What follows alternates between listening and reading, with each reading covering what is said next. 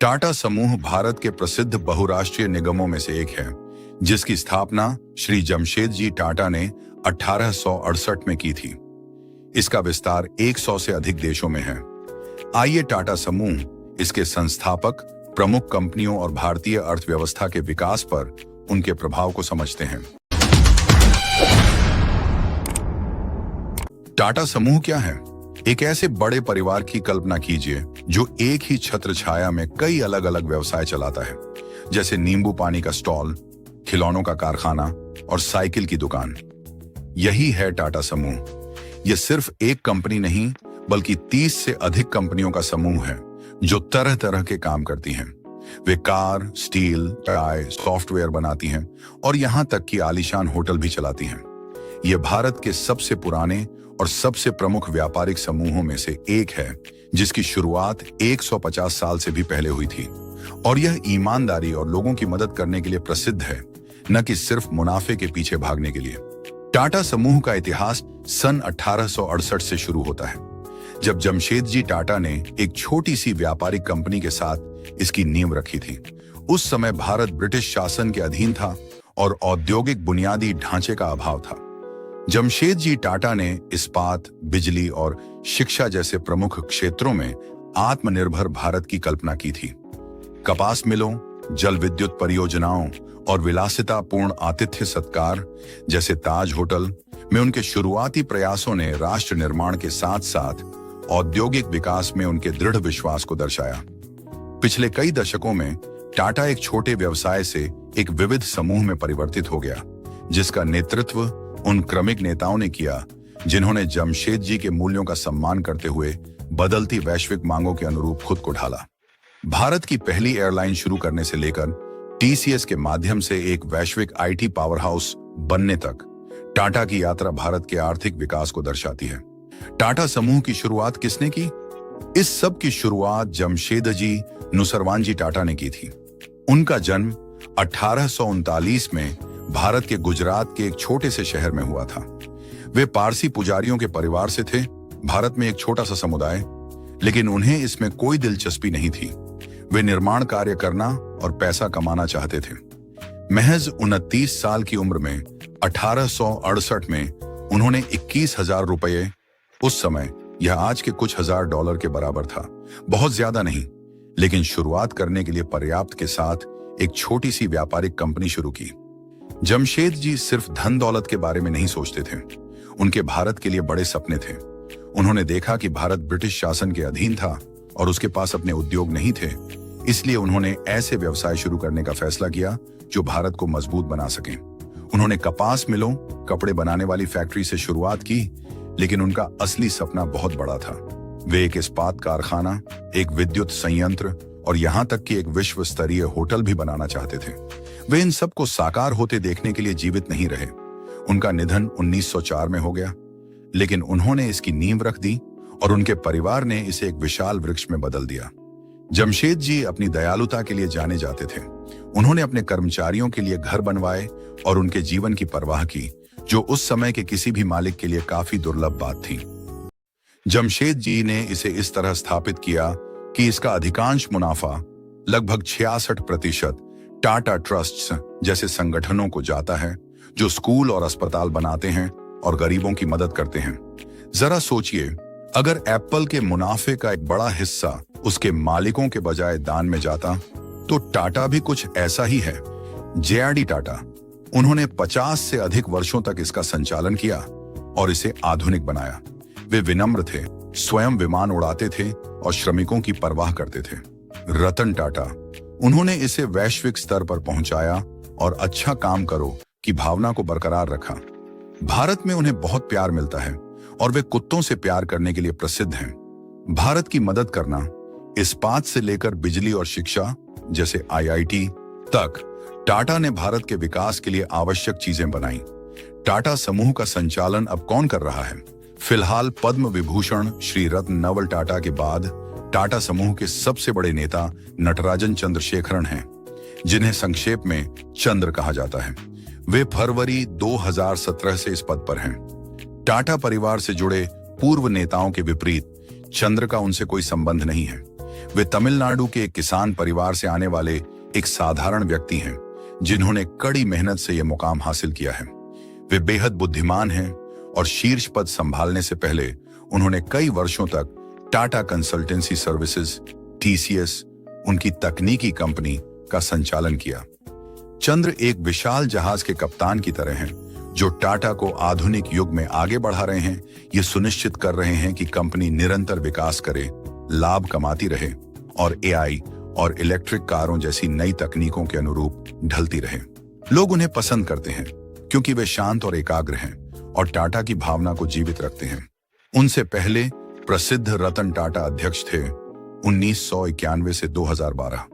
रतन टाटा परिवार के सदस्य और एक दिग्गज हैं। उन्होंने जगुआर और लैंड रोवर जैसे ब्रांडों को खरीदकर कंपनी को वैश्विक स्तर पर पहुंचाया। उन्होंने पद छोड़ दिया है लेकिन अभी भी समूह को सलाह देते हैं। 2024 तक उनकी उम्र 80 वर्ष से अधिक हो चुकी है। टाटा कंपनी के इतिहास की समय रेखा। आइए देखें कि टाटा 150 से अधिक वर्षों में कैसे विकसित हुआ, जैसे एक छोटी सी दुकान एक मॉल में बदल गई। 1868 जमशेदजी ने एक छोटे से अरण से अपनी व्यापारिक कंपनी शुरू की। वे कपास और अन्य वस्तुओं का व्यापार करते थे। 1877 उन्होंने नागपुर में अपनी पहली बड़ी सूती मिल खोली जिसका नाम एम्प्रेस मिल्स रखा गया, महारानी विक्टोरिया की नई उपाधि के नाम पर। यह मिल बेहद सफल रही। 1903 जमशेदजी का सपना ताजमहल पैलेस मुंबई में खुला। यह भारत का पहला आलीशान होटल था जो आज के मानकों के हिसाब से भी बेहद भव्य था। 1904 जमशेदजी का 65 वर्ष की आयु में निधन हो गया, लेकिन उनके पुत्रों सर दोराबजी टाटा और सर रतनजी टाटा ने बागडोर संभाली।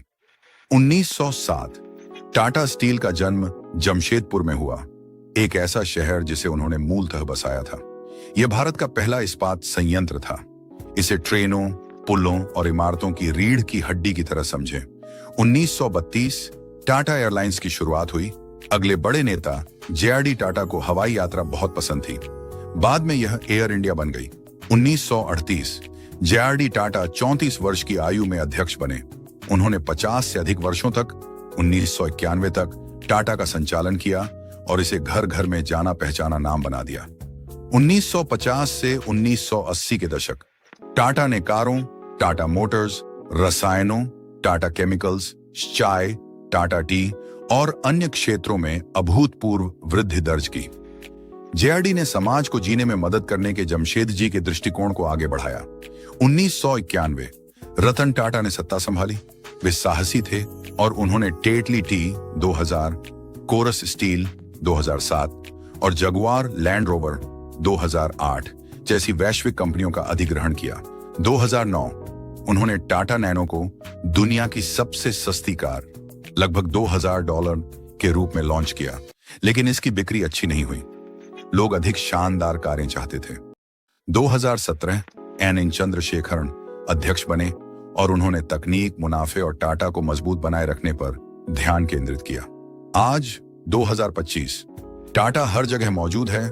इलेक्ट्रिक कारें, IT सेवाएं, स्टील और यहां तक कि आपके दैनिक नमक में भी।